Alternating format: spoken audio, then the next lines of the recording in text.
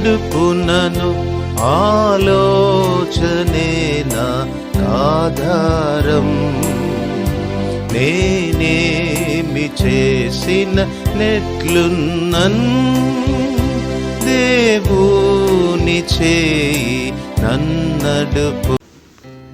ఎడారిలో ప్రవాహములు. వెంటనే పరిశుద్ధాత్మ ఆయనను అరణ్యంలోనికి త్రోసుకొని పోయాను.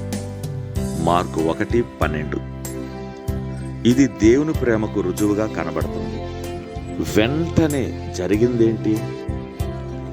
ఈయన నా ప్రియకుమారుడు, ఈయన యందు నేను ఆనందించుచున్నానని పరలోకము నుంచి తెరచుకుని వచ్చిన స్వరమును యేసు వినిన తరువాతనే అరణ్యములోనికి త్రోయబడిన అనుభవం. అవును, ఎన్నోసార్లు నీకును ఇట్టి అనుభవం ఉండింది కదా. నిన్న సంతోషంతో పాడుతుండేవు, నేడు మౌనంగా ఉన్నావు. ఉదయమున ఉన్నతమైన అనుభవం కలిగి ఉండేవు, సాయంకాలన ఎంతో క్రిందికి దిగిపోయావు.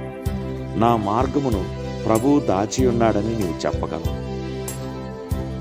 అయితే అకస్మాత్తుగా ఈ మార్పు కలుగుట వలన విప్లవం సంభవించినదని భావించొద్దు. వెంటనే అను మాటలోనున్న ఆదరణను గుర్తించావా? ఆశీర్వాదం కలిగిన వెంటనే అరణ్యము ఎందుకు ఎదురయ్యింది? అది ఆశీర్వాద ఫలితమేనని రుజువు చేయుటకే. నీకెదురయ్యే గెత్సెమనేలను, కలవరీలను ధైర్యములతో ఎదుర్కొనగలిగినట్లు ముందుగానే నిన్ను ఆశీర్వదించుతాడు. నిన్ను ఎంతైనా పైకెత్తుతాడు. ఎందుకంటే నీవు ఎంత క్రిందనైనా పడుటకు బలమునివ్వడానికే. నిన్ను నిస్సహాయులకు సహాయకునిగా చేయటానికి నిన్ను చీకటిలోనికి పంపదలిచి ముందుగానే నిన్ను వెలిగిస్తాడు. అరణ్యానుభవం నీకెల్లప్పుడూ ఉండదు. యోర్దాను వైభవముల తరువాతనే అరణ్యం వస్తుంది.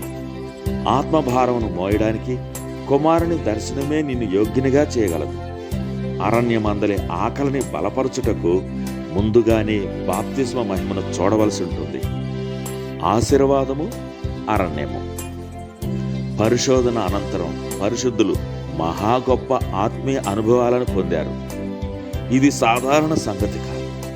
అందుచేతనే నరకం యావత్తును ఆ సమయమందు మనకెదురగుతుంది. దేవుడును మనం ఆ ఉరిలో చిక్కుకోవడానికి పిలవచ్చు. సాతాను చేతిలో పడుటకు దేవుడు సమ్మతించవచ్చు.